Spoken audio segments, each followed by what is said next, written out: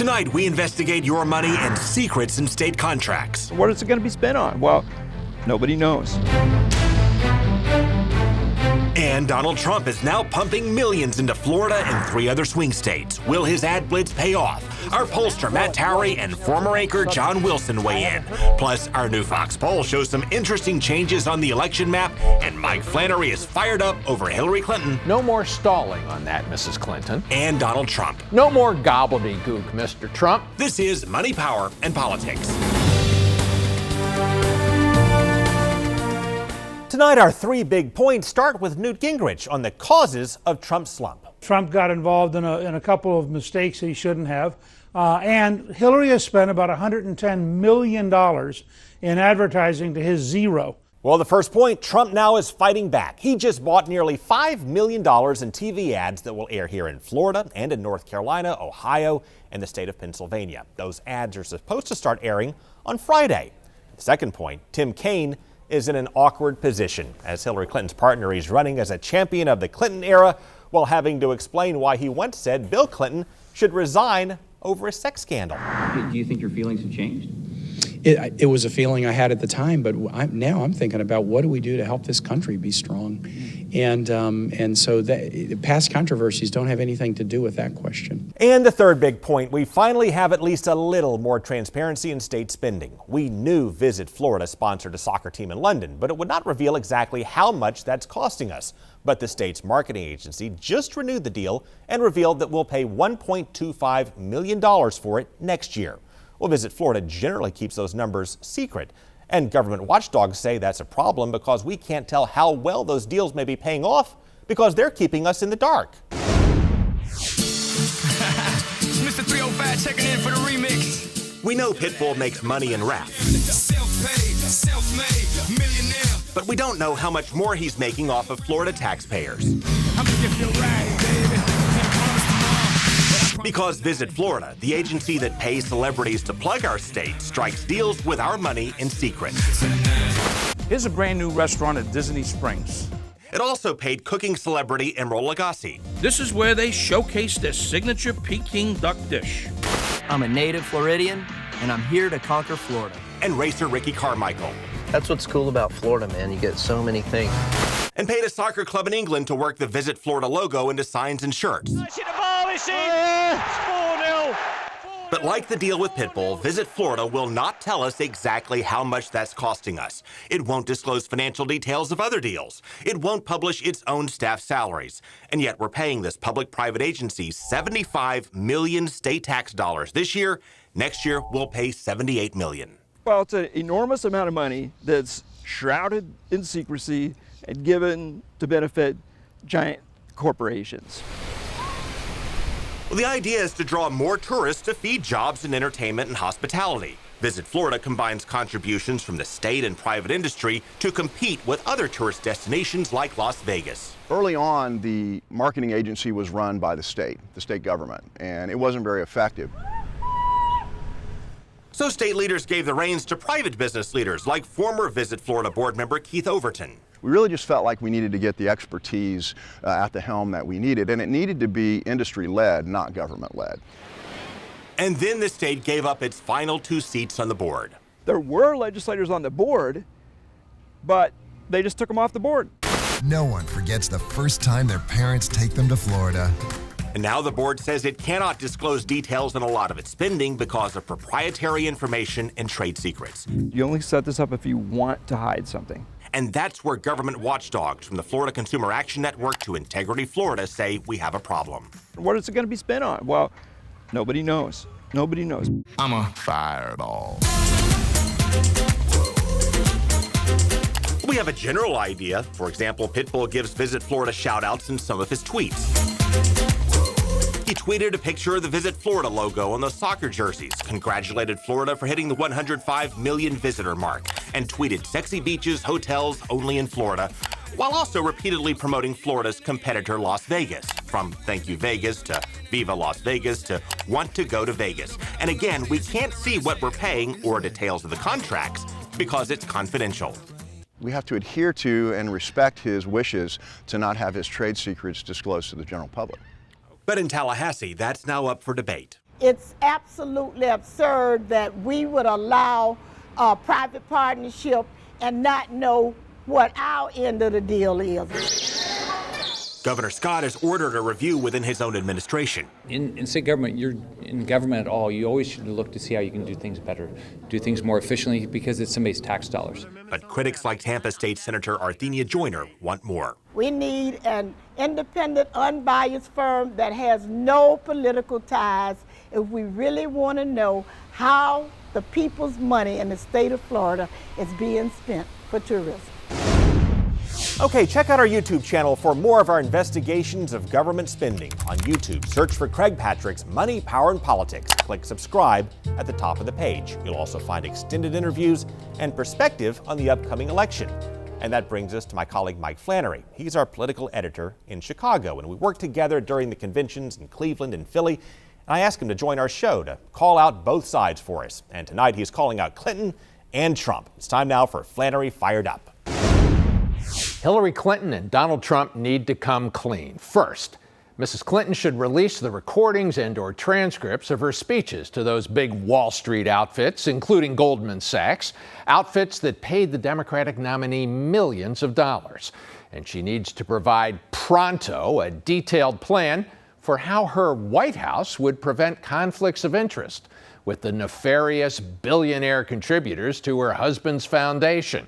You know, like that Lebanese billionaire we reported on the other day who tried to get a special favor when she was Secretary of State. No more stalling on that, Mrs. Clinton. That said, I do applaud her release of her and her husband's 2015 income tax returns. It's how we know they got $6 million for giving speeches, $6 million of the nearly $11 million that they reported to the IRS.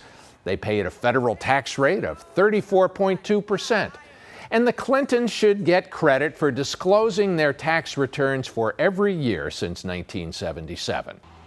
Which brings me to Donald Trump and all his baffle-gab double talk on this issue. That wall he's promising for the Mexican border, it couldn't possibly be as airtight as the stone wall he's put up around his recent tax returns. Lots of experts believe Trump has a lot to hide. Zero is what the New York Times says Trump may be paying.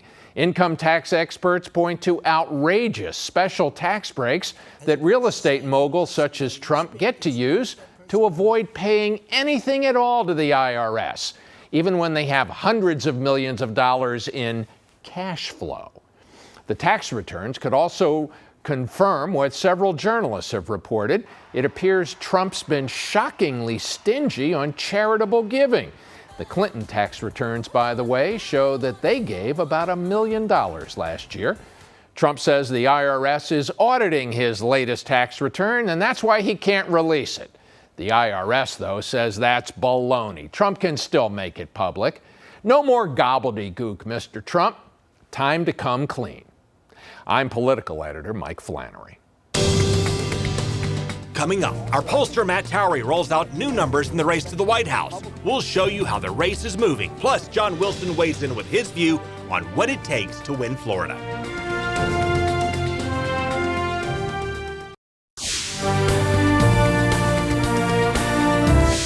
Possible stop. Well, Donald Trump has expanded his team and refocused on national security and law and order, but his rough run since the conventions burned him in the polls. But our polling shows Trump is still close here in the state of Florida. And tonight, John Wilson is here to break it down.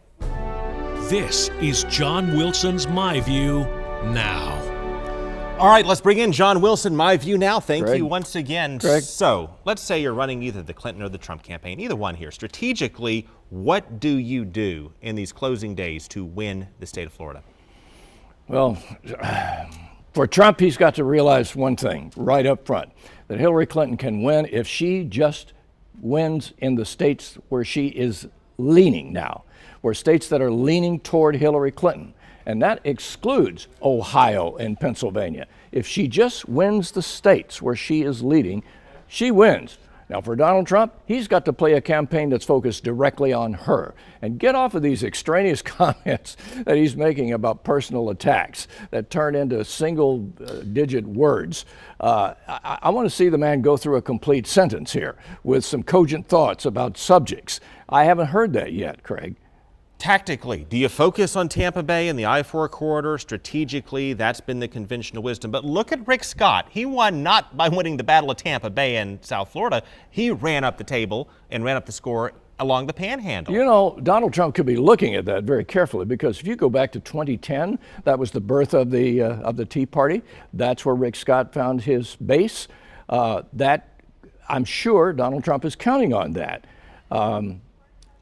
I know Hillary Clinton is focused on that as well. Yes, I would focus on Tampa Bay. I would focus where the votes are. The votes are here that he knows for him.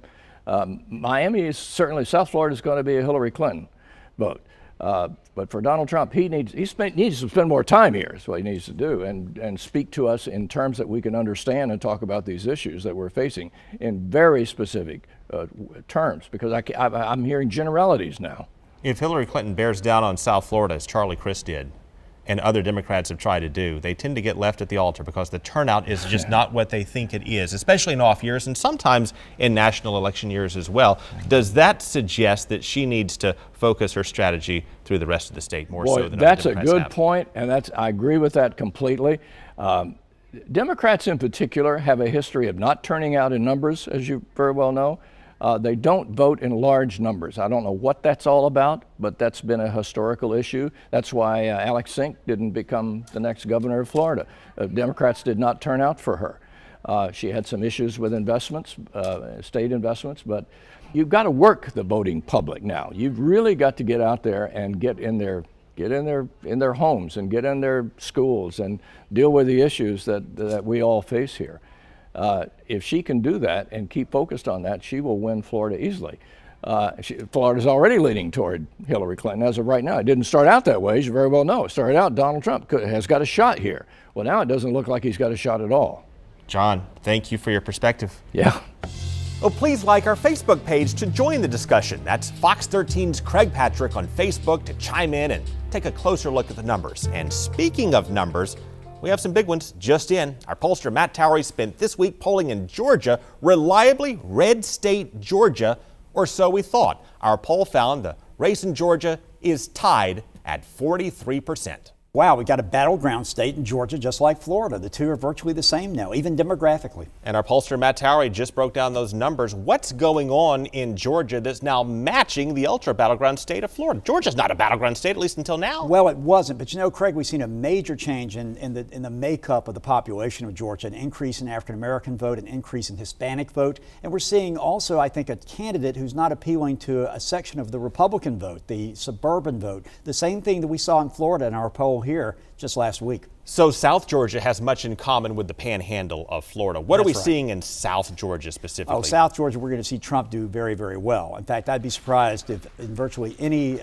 county south of Macon, Georgia, you'd see Trump not win. The problem that he has is in metro Atlanta, where you have over 6 million people and a lot of voters, and you have a lot of suburban voters who feel like they're not totally comfortable with Donald Trump. They don't know that his temperament is good enough to be president. So you're thinking now Georgia and Florida may actually wind up voting together?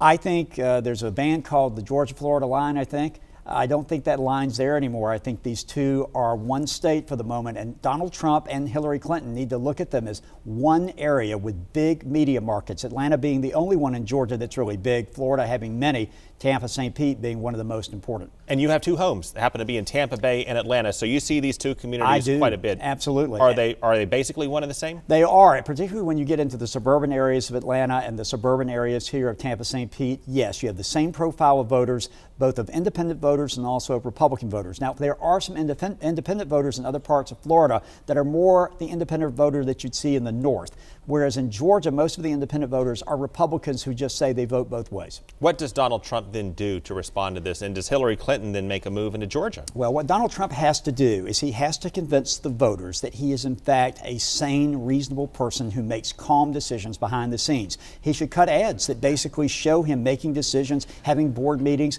showing the Donald Trump Trump that other people have seen behind the curtain.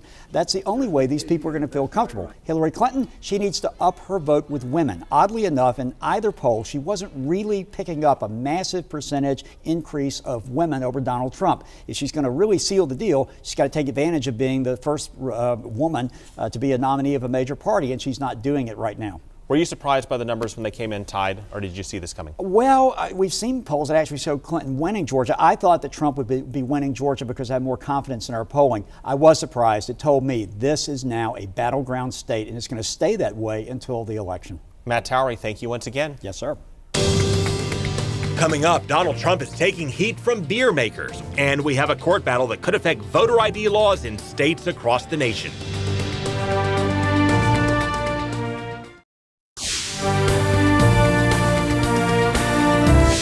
Well, Clinton and Trump have ranked as the least popular nominees in modern history, and they're taking hits on all sides. Now, Trump is taking heat from beer makers in Chicago. Lisa Chavarria shows us why. It's a fantastic brew. So local, fantastic brew, and we love the story behind it. That story stems from an early campaign speech presidential candidate Donald Trump gave about immigration. When Mexico sends its people, they're not sending their best. They're bringing drugs. They're bringing crime, they're rapists. Chicago's Five Rabbit Cerveceria, which created a brew called Trump's Golden Ale that was supposed to be featured at Trump Tower, pulled the partnership. That's when the brewery decided to rename the beer altogether. It's in Spanish. We can't say its name, but it is a vulgar put-down of Trump's hair, even after the now GOP nominee backtracked. I love the Mexican people. I love the spirit of the Mexican people. I respect Mexico. The name stuck. How can you not help but laugh, especially I have a bald head and there's a gentleman with a whole head of hair.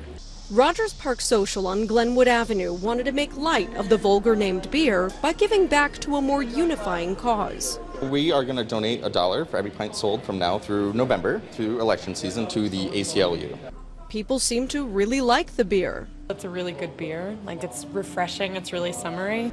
The beer will remain on tap throughout the rest of the presidential election. So, regardless of who you vote for. It feels like a tiny way to do a good thing while you're sitting in a bar at 4 o'clock in the afternoon on a weeknight.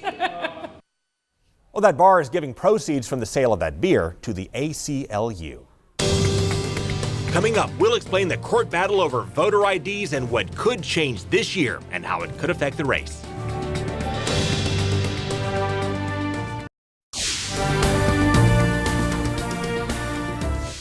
Very important date just around the corner. Keep an eye on August the 25th because there is a very important case in the state of North Carolina that has implications across the nation. People in that state opposed to North Carolina's voter ID law have 8 days in layman's terms to make their case, and the court ruling coming out of it could either protect or compromise voter ID laws in states across the nation, including Texas, Wisconsin, where there already has been a good deal of controversy here. Watch for how that plays out. We will, of course, break it down on Money Power Politics in the weeks ahead. We will see you once again tomorrow night. Thank you for joining us.